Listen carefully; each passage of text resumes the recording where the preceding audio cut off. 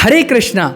जो इस एकादशी की कथा को सुनता है उसे एक अश्वमेध यज्ञ का फल प्राप्त होता है। तो युधिष्ठिर महाराज ने श्री कृष्ण से पूछा, हे जनार्दन, भाद्रपद कृष्ण पक्ष की एकादशी का नाम क्या है?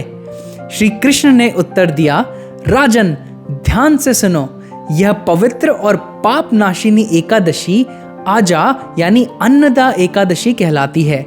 जो इस दिन पूर्ण उपवास कर ऋषिकेश की पूजा करता है वह समस्त पापों से मुक्त हो जाता है, और जो इसकी कथा सुनता है उसके भी सभी पाप नष्ट हो जाते हैं। धरती और स्वर्ग कहीं भी इससे श्रेष्ठ दिन नहीं है। इसके प्रभाव को समझने के लिए एक कथा है। प्राचीन समय में हरिश्चंद्र नामक राजा थे।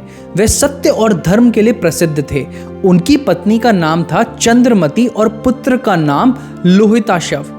लेकिन भाग्यवश वे सब कुछ खो बैठे, राज्य, परिवार और अंत में स्वयं को भी बेच दिया। वे एक चांडाल के दास बन गए और शमशान की रखवाली करने लगे। फिर भी उन्होंने सत्य और सही चरित्र का त्याग नहीं किया।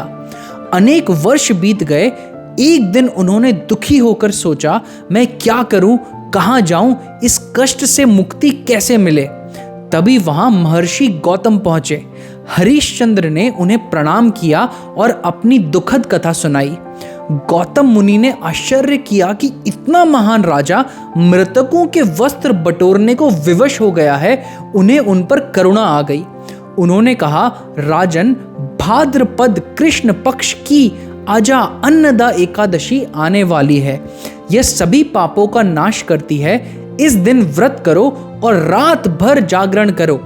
इतना ही पर्याप्त है, तुम्हारे सभी पाप नष्ट हो जाएंगे। राजा ने आज्ञा मानी और व्रत किया। परिणाम अद्भुत था। उनके पाप तुरंत समाप्त हो गए।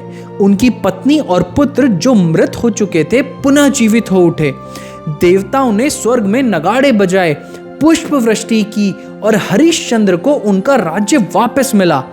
अंत में जब हरिश्चंद्र इस लोक से विदा हुए तो उनकी प्रजा और परिवार भी उनके साथ स्वर्गलोक को गए। श्री कृष्ण ने निष्कर्ष में कहा, हे पांडव श्रेष्ठ, जो कोई अन्नदा एकादशी का व्रत करता है वह निश्चय ही पापों से मुक्त होकर परम धाम को प्राप्त करता है, और जो भी इसकी महिमा सुनता है वह अश्वमेध यज्ञ का फल प्राप्त करता है।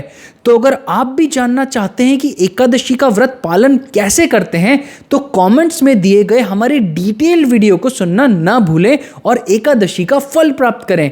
हरे कृष्णा।